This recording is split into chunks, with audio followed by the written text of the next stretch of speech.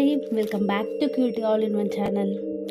ఈరోజు మన వీడియోలో సెర్బియన్ డాన్సింగ్ లేడీ గురించి చూద్దాం. అసలు ఎవరి సెర్బియన్ డాన్సింగ్ లేడీ?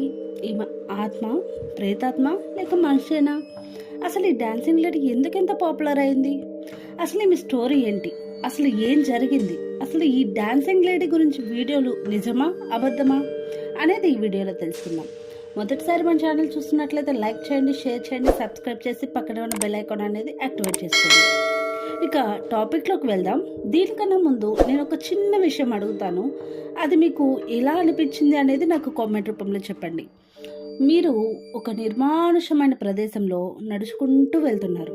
మీకు కొంత దూరంలో వైట్ డ్రెస్ ఒకటి వేసుకొని ఒక ఆమె డాన్స్ చేస్తూ కనిపించింది.